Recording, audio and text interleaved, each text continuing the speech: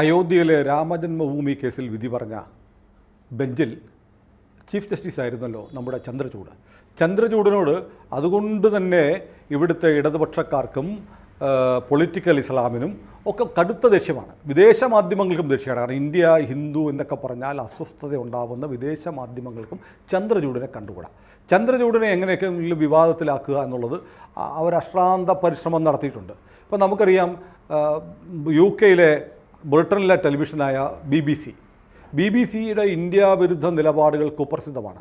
തെരഞ്ഞെടുപ്പിന് തൊട്ട് മുമ്പ്, പാർലമെൻറ്റ് തെരഞ്ഞെടുപ്പിന് തൊട്ട് മുമ്പ് നരേന്ദ്രമോദിക്കെതിരെ മുമ്പ് വിവാദമാക്കിയ ചില വീഡിയോകൾ, ഗുജറാത്തുമായി ബന്ധപ്പെട്ട ചില വീഡിയോകളൊക്കെ പ്രചരിപ്പിച്ച് ഒരു വലിയ പൊളിറ്റിക്കൽ മൈലേജ് ഉണ്ടാക്കാൻ വേണ്ടി ഇവിടുത്തെ പ്രതിപക്ഷത്തിന് സഹായകരമാകുന്ന തരത്തിലുള്ള ചില കാമ്പയിനുകൾ, ചില വീഡിയോ ഒക്കെ സംപ്രേഷണം ചെയ്തുകൊണ്ട് BBC ഒരു കുത്തിത്തിരിപ്പിന് ശ്രമിച്ചിരുന്നു. അപ്പോൾ നമുക്കറിയാം BBC-യുടെ നിലപാടെന്ന് പറയുന്നത് ഇന്ത്യയിൽ BJP സർക്കാരിനെ അട്ടിമറിക്കാൻ കഴിയുമെങ്കിൽ അതിനുള്ള സാഹചര്യം ഒരുക്കുക എന്നുള്ളതാണ് BBC-യുടെ ബ്രിട്ടീഷ് ബ്രോഡ്കാസ്റ്റിംഗ് കോർപ്പറേഷൻ എന്ന് പറയുന്ന ഈ സ്ഥാപനത്തിൻ്റെ പ്രഖ്യാപിത ലക്ഷ്യം. ഇപ്പം സമീപകാലത്ത് ട്രംപ് വന്നതിന് ശേഷം, അമേരിക്കയിൽ ഭരണമാറ്റം ഉണ്ടായതിന് ശേഷം വളരെ ശ്രദ്ധേയമായൊരു റിപ്പോർട്ട് പുറത്തു വന്നിരുന്നു. BBC-ക്കും സോറോസിൻ്റെ കാശ് കിട്ടിയിട്ടുണ്ട്. അപ്പോൾ പിന്നെ സ്വാഭാവികമായും BBC എന്താ ചെയ്യുക? BBC-ക്ക് സോറോസിൻ്റെ കാമ്പയിനുകൾ, പ്രചരണ താല്പര്യങ്ങൾ കൊണ്ടു നടക്കുക, സോറസ് ഉദ്ദേശിക്കുന്ന പോലെ ഇന്ത്യയിലൊരു ഭരണമാറ്റം ഉണ്ടാക്കി രാഹുൽ ഗാന്ധിയുടെ സർക്കാരിനെ കൊണ്ടുവരിക എന്നുള്ള BBC-യുടെ ലക്ഷ്യമാണ്. ഈ BBC മിനിഞ്ഞാന്ന് റിട്ടയർഡ് ചീഫ് ജസ്റ്റിസായ ചന്ദ്രചൂഡിൻ്റെ ഒരു ഇൻ്റർവ്യൂ സംപ്രേഷണം ചെയ്തു. ഇൻ്റർവ്യൂ അത്യാവശ്യം മലയാളത്തിലൊഴികെയുള്ള മാധ്യമങ്ങളിലൊക്കെ ആ ഇൻ്റർവ്യൂവിനെ കുറിച്ചുള്ള വാർത്തകൾ വന്നിട്ടുണ്ട്.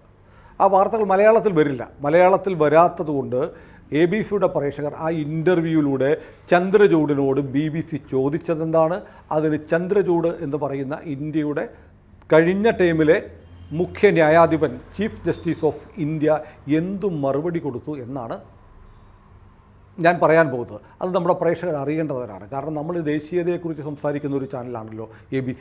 അതുകൊണ്ട് ദേശീയതയുമായി ബന്ധപ്പെട്ട്, നമ്മുടെ സംസ്കാരവുമായി ബന്ധപ്പെട്ട ഒരു വിഷയമായതുകൊണ്ടാണ് ആ അഭിമുഖത്തെക്കുറിച്ച് അതിൻ്റെ വീഡിയോ കൂടെ ഞാൻ കാണിക്കുന്നുണ്ട്. നിങ്ങളുടെ മുമ്പാകെ ഞാൻ പ്രസൻറ്റ് ചെയ്യാൻ പോകുന്നത്. BBC-യുടെ ലേഖകൻ വന്ന് ചീഫ് ജസ്റ്റിസ് ആയിരുന്ന ചന്ദ്രചൂഡിൻ്റെ മുന്നിലിരുന്നു. ചന്ദ്രചൂഡിൻ്റെ മുന്നിലിരുന്നിട്ട് ആദ്യത്തെ ചോദ്യം ഇങ്ങനെയായിരുന്നു. You didn't pray. See, the Muslims, again, because you are Hindu, this seemed to be an exclusionary act where you were saying, in essence, that you sought religious guidance as a Hindu to decide what to do. താങ്കൾ മുമ്പൊരിക്കൽ പറഞ്ഞല്ലോ, അയോധ്യ കേസിൻ്റെ വിധി പറയും മുമ്പ് താങ്കളുടെ നാട്ടിലെ ക്ഷേത്രത്തിൽ പോയി പ്രാർത്ഥിച്ചു എന്ന് പറഞ്ഞല്ലോ. അത് ശരിയാണ്? ചന്ദ്രചൂഡ് പറഞ്ഞു ശരിയാണ്. അടുത്ത ചോദ്യം, നിങ്ങൾ അങ്ങനെ കോടതിയിൽ പോയി ഒരു തീരുമാനമെടുക്കുന്നതിന് മുമ്പ് അങ്ങനെ പ്രാർത്ഥിക്കാൻ പാടുണ്ടോ? അത് ശരിയാണോ? അത് ശരിയായ നടപടിയാണോ? നിങ്ങളുടെ മതപരമായ കാര്യം വേറെ, നിങ്ങളുടെ ജോലി വേറെ. അപ്പോൾ നിങ്ങൾ എന്തിന് കോടതിയിൽ പോകുന്നതിന് മുമ്പ് ക്ഷേത്രത്തിൽ പോയി പ്രാർത്ഥിച്ചു എന്നാണ് ചോദ്യം. ഇത് കേട്ടപ്പോൾ എനിക്ക് ചന്ദ്രചൂഡിൻ്റെ മറുപടി ഞാൻ പറയാം. പക്ഷേ അതിനു മുമ്പ് എനിക്ക് തോന്നിയൊരു കാര്യമുണ്ട്. ഒരു ക്രിസ്ത്യാനി അല്ലെങ്കിൽ ഒരു മുസൽമാൻ അവൻ ചെയ്യുന്ന ജോലിക്ക് മുമ്പ് അവൻ്റെ കർത്താവിനെ വിളിച്ച് പ്രാർത്ഥിക്കുകയോ അള്ളായെ വിളിച്ച് പ്രാർത്ഥിക്കുകയോ ചെയ്താൽ ആ ജോലി ചെയ്യുന്ന അവനോട് ആരെങ്കിലും ചോദിക്കുമോ, നീ എന്തിനാടാ നീ ഈ ജോലി ചെയ്യുന്നതിന് മുമ്പ് നിൻ്റെ കർത്താവിനെ വിളിച്ചത്, നിൻ്റെ അള്ളായെ വിളിച്ചത് എന്തിനാണെന്ന് ആരെങ്കിലും ചോദിക്കാറുണ്ടോ? നമ്മൾ കാണാറില്ലേ, വാഹനം ഓടിക്കുന്ന ആളുകൾ വാഹനം ഓടിക്കും മുമ്പ് അവരെന്ത് ചെയ്യും? ക്രൈസ്തവനാണെങ്കിൽ ചിലപ്പോൾ അവർ ഒരു കുരിശ് വരയ്ക്കും. ഹിന്ദു ആണെങ്കിൽ ആ സ്റ്റിയറിങ്ങിലൊക്കെ ഒന്ന് തൊഴും. അതൊരു ജോലി ചെയ്യുന്നതിന് മുമ്പ് ഒരാൾ അയാളുടെ വിശ്വാസവുമായി ബന്ധപ്പെട്ട് ചെയ്യുന്ന ഒരു ആചാരമോ ചടങ്ങോ എന്തൊക്കെയാണ്, വിശ്വാസത്തിൻ്റെ പ്രകടനമാണ്. നമ്മൾ ഈ ചെയ്യുന്ന കൃത്യം ഭംഗിയായി നടക്കാൻ വേണ്ടി നമ്മളെക്കാൾ ശക്തിയുള്ള ഒരു അതീന്ദ്രിയ ശക്തിയുടെ അനുഗ്രഹം, പിന്തുണ, സഹായം നമുക്കുണ്ടാവണം എന്ന് പ്രാർത്ഥിക്കുന്നത് നമ്മുടെ മനോബലം കൂട്ടാൻ കൂടിയാണ്. എന്നെ സഹായിക്കാൻ, എനിക്ക് അനുഗ്രഹം തരാൻ, എനിക്ക് സപ്പോർട്ട് തരാൻ, എനിക്ക് ശക്തിയായി മറ്റൊരു ശക്തി കൂടി ഉണ്ടാവും എന്നുള്ള വിശ്വാസത്തിൻ്റെ ഭാഗമാണ് ഈ പ്രാർത്ഥന. അത് മതവുമായി ബന്ധപ്പെട്ടാണെന്ന് വെച്ചാൽ മതവുമായി ബന്ധപ്പെട്ടാണ്. പക്ഷേ ഒരു വണ്ടി ഓടിക്കുന്ന ഒരാൾ ക്രൈസ്തവ വിശ്വാസപ്രകാരം കർത്താവിനെ പ്രാർത്ഥിച്ചാൽ, അല്ലെങ്കിൽ ഹനുമാനെ പ്രാർത്ഥിച്ചാൽ, അല്ലെങ്കിൽ അള്ളായെ പ്രാർത്ഥിച്ചാൽ, അവൻ ഓടിക്കുന്ന പണി ഹിന്ദുവിൻ്റെ പണിയോ ക്രിസ്ത്യാനിയുടെ പണിയോ അല്ലല്ലോ.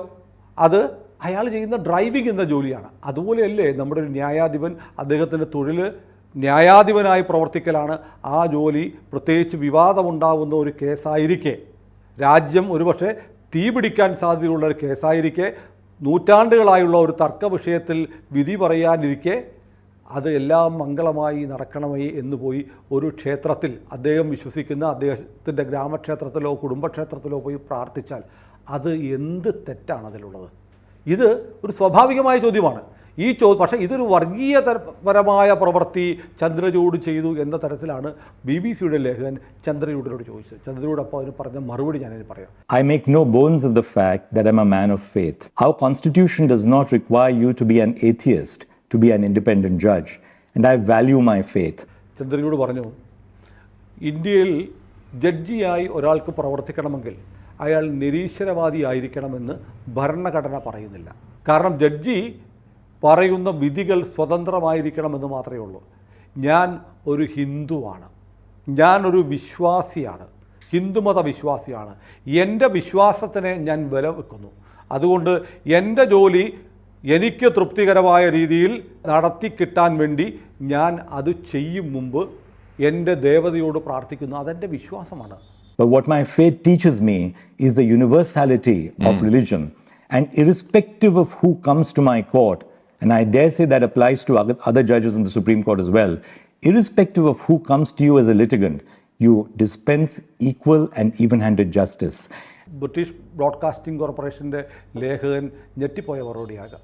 കാരണം അദ്ദേഹം ആവർത്തിച്ച് പറഞ്ഞു, ഇന്ത്യൻ ഭരണഘടന ആവശ്യപ്പെടുന്നില്ല ഒരു ന്യായാധിപൻ നിരീശ്വരവാദിയോ മതേതരവാദിയോ, ഈ പറയുന്ന സോക്കോൾഡ് ഭാഗമുണ്ടല്ലോ സെക്യുലറിസം, മതേതരത്വം, ഈ സെക്യുലറിസം എന്ന് പറയുന്ന സംഗതി ഉണ്ടായാൽ മാത്രമേ ഒരാൾക്ക് ഈ രാജ്യത്ത് ജീവിക്കാൻ പറ്റുള്ളൂ എന്ന് ഭരണഘടനയിലൊന്നും എഴുതി വെച്ചിട്ടില്ല. അയാൾക്ക് ഹിന്ദു ആവാം, ക്രിസ്ത്യാനിയാവാം, മുസ്ലിമും ആവാം, അയാൾക്ക് ന്യായാധിപനും ആവാം. എൻ്റെ മുന്നിൽ വരുന്ന കേസുകൾ ഞാൻ എൻ്റെ ജുഡീഷ്യൽ കോൺഷ്യസ് വെച്ചിട്ടാണ് ചെയ്യുന്നത്. എൻ്റെ മതം എന്നെ പഠിപ്പിക്കുന്നുണ്ട്, എൻ്റെ മുന്നിൽ വരുന്നത് ആരായാലും അവരോട് നീതിപൂർവമാണ് പെരുമാറേണ്ടത്, അവൻ്റെ മതം നോക്കിയല്ല. കാരണം എൻ്റെ മതം സനാതന മതമാണ്, എൻ്റെ മതം പഠിപ്പിക്കുന്നത് വിശ്വമാനവികതയാണ് എന്നാണ് BBC ലേഖകന് ചന്ദ്രചൂഡ് കൊടുത്ത മറുപടി. അപ്പോൾ അടുത്ത ചോദ്യം വന്നു, താങ്കൾ പ്രധാനമന്ത്രിയുമായി നല്ല അടുപ്പത്തിലാണോ? പ്രധാനമന്ത്രി താങ്കളുടെ വീട്ടിൽ ഗണപതി പൂജ നടത്തുമ്പോൾ പോലും വന്നല്ലോ. ചോദ്യത്തിലെ കുത്തിത്തിരിപ്പ് മനസ്സിലായല്ലോ. പ്രധാനമന്ത്രി ചീഫ് ജസ്റ്റിസ് ഓഫ് ഇന്ത്യ ആയിരിക്കെ ചന്ദ്രചൂഡിൻ്റെ വീട്ടിൽ ഗണപതി പൂജ നടന്നപ്പോൾ ക്ഷണിക്കപ്പെട്ടു, ക്ഷണം കിട്ടിയപ്പോൾ അദ്ദേഹം പോയി. എന്താ കുഴപ്പം? ഇവിടെ പ്രധാനമന്ത്രിയുടെ വീട്ടിൽ പ്രധാനമന്ത്രി ഇഫ്താർ വിരുന്ന് നടത്തിയാൽ കുഴപ്പമില്ല. പ്രധാനമന്ത്രി പുരോഹിതന്മാരെ വിളിച്ചിട്ട് ക്രിസ്മസ് കേക്ക് വിളിച്ച് ക്രിസ്മസ് ആഘോഷം നടത്തിയാൽ കുഴപ്പമില്ല. അതൊന്നും ഈ രാജ്യത്ത് വിവാദമായിരുന്നില്ല. ഒരു ചീഫ് ജസ്റ്റിസ് അദ്ദേഹത്തിൻ്റെ വസതിയിലേക്ക് പ്രധാനമന്ത്രിയെ ക്ഷണിച്ചു, പ്രധാനമന്ത്രി പോയി. രഹസ്യമായിട്ടല്ലല്ലോ പോകുന്നത്. ഒരു ചടങ്ങിൽ ഒരാൾ വളരെ വിശ്വാസത്തോടെ കാണുന്നു, മകളുടെ വിവാഹം, പോയിക്കൂടെ? ഗൃഹപ്രവേശം, പോയിക്കൂടെ? അതുപോലെ ചീഫ് ജസ്റ്റിസ് ഓഫ് ഇന്ത്യ അദ്ദേഹത്തിൻ്റെ വീട്ടിൽ ഗണപതി പൂജ കേമമായി നടത്താൻ അദ്ദേഹത്തിൻ്റെ ആഗ്രഹപൂർത്തീകരണം കൊണ്ടായിരിക്കാം, അല്ലെങ്കിൽ ഇത്രയും കാലം ചീഫ് ജസ്റ്റിസായി ഇന്ത്യൻ ജുഡീഷ്യറിയിൽ പ്രവർത്തിച്ചിട്ട് മംഗളകരമായി പ്രവർത്തിക്കാൻ ഭഗവാൻ വിഘ്നേശ്വരൻ്റെ അനുഗ്രഹം കിട്ടിയതുകൊണ്ട് സ്ഥാനമൊഴിയും മുമ്പ് ഒരു ഗണേശ പൂജ നടത്താൻ തീരുമാനിച്ചു. അദ്ദേഹത്തെ സംബന്ധിച്ച് ഏറ്റവും പ്രധാനപ്പെട്ട സംഗതിയാണ്. അതിലേക്ക് പ്രധാനമന്ത്രിയെ ക്ഷണിച്ചു, പ്രധാനമന്ത്രി വന്നു. അതെന്തിനാ വിവാദമാക്കുന്നത്? ഇത് സാമാന്യ ബുദ്ധിയുള്ള എല്ലാവർക്കും മനസ്സിലാവും. പക്ഷേ ഹിന്ദു ആയിപ്പോയി ചീഫ് ജസ്റ്റിസ് ഹിന്ദു പൂജ നടത്തി, ആ ഹിന്ദു ആചാരപ്രകാരമുള്ള പൂജയിൽ ക്ഷണിക്കപ്പെട്ട് പ്രധാനമന്ത്രി പങ്കെടുത്തു. പാടില്ല. ചീഫ് ജസ്റ്റിസ് എത്തിസ്റ്റ് ആയിരിക്കണം, നിരീശ്വരവാദിയായിരിക്കണം, അല്ലെങ്കിൽ മതേതരനായിരിക്കണമല്ലോ. വിശ്വാസം പാടില്ല. ചീഫ് ജസ്റ്റിസ് ആയിരിക്കുന്ന ആൾക്ക് പള്ളിയിൽ പോവാം. ഇന്ത്യൻ ജുഡീഷ്യറിയിലെ ഒരുപാട് ജഡ്ജിമാർ, ഒരു ജഡ്ജി, മലയാളിയായ ഒരു ജഡ്ജി പറഞ്ഞിട്ടുണ്ട്, എൻ്റെ ആദ്യത്തെ കൂറ്, നിങ്ങൾ ഓർക്കും സുപ്രീം കോടതി ജഡ്ജി ആയതുകൊണ്ട് അദ്ദേഹം പറയാൻ പോകുന്നത് എൻ്റെ ആദ്യത്തെ കൂറ് ഭരണഘടനയോടായിരിക്കുമെന്നായിരിക്കും എന്നല്ല കരുതുക. അല്ല, എൻ്റെ ആദ്യത്തെ കൂറ് എൻ്റെ സഭയോടാണെന്ന് പറഞ്ഞ ജഡ്ജിമാർ ഇവിടെ ഉണ്ടായിട്ടുണ്ട്. അന്നൊന്നും ഈ നാട്ടിൽ വിവാദമായിട്ടില്ല. ചന്ദ്രചൂഡ് സ്വന്തം വീട്ടിൽ ഗണേശ പൂജ നടത്തിയപ്പോൾ അത് വിവാദമായി. അതിൽ പ്രധാനമന്ത്രി വന്നതും വിവാദമായി. അതേക്കുറിച്ച് ചന്ദ്രചൂഡ് പറഞ്ഞത് എന്താണെന്നറിയാമോ? ഇന്ത്യയിലെ ജഡ്ജിമാരുടെ റോള് പാർലമെൻറ്റിൽ പ്രതിപക്ഷം പ്രവർത്തിക്കുന്നത് പോലെ പ്രവർത്തിക്കുക ഉള്ളതല്ല. സർക്കാർ എന്ത് തീരുമാനമെടുത്താലും അതിനെ എതിർക്കുക, അത് റദ്ദാക്കുക, ഇതല്ല സുപ്രീം കോടതിയുടെ പരിപാടി. നിങ്ങൾ പാർലമെൻറ്റിൽ എന്താ ചെയ്യുന്നത്?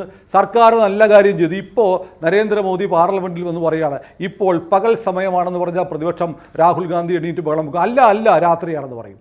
സർക്കാർ ചെയ്യുന്ന എന്തിനേയും എതിർക്കുക എതിർക്കുന്ന പ്രതിപക്ഷത്തെ പോലെ പ്രവർത്തിക്കുകയല്ല ഇന്ത്യയിലെ ജുഡീഷ്യറിയുടെ റോൾ എന്നാണ് ചന്ദ്രചൂഡ് പറഞ്ഞ മറുപടി. ഈ രണ്ട് മറുപടിയും കിട്ടിയപ്പോൾ BBC ലേഖകന് തൃപ്തിയായി. അയാൾ ക്യാമറ ഓഫ് ചെയ്ത് ഇൻ്റർവ്യൂ അവസാനിപ്പിച്ച് വൈൻഡപ്പ് ചെയ്തു.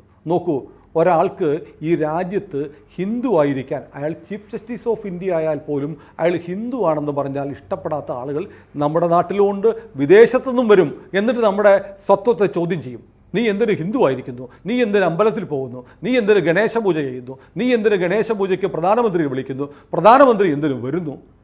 ഹിന്ദുവിന് ഈ രാജ്യത്ത് അവൻ്റെ വിശ്വാസം, ആചാരങ്ങൾ, അനുഷ്ഠാനങ്ങൾ നടത്താൻ പാടില്ല എന്നൊരു നറേറ്റീവ് ഉണ്ടാക്കി വെക്കുന്നുണ്ട്. ആ നറേറ്റീവ് ഉയർത്തിക്കൊണ്ടുവരുന്നവരുടെ തിരുനെറ്റിക്ക് ചന്ദ്രചൂഡ് കൊടുത്ത മറുപടിയാണ് ഇന്ത്യൻ ഭരണഘടന പറയുന്നില്ല ഇന്ത്യയിൽ ജീവിക്കാൻ, ഇന്ത്യയിൽ ഒരു ന്യായാധിപനാവാൻ, നിരീശ്വരവാദിയോ മതേതരനോ ആവാൻ ഇന്ത്യൻ ഭരണഘടന പറയുന്നില്ല.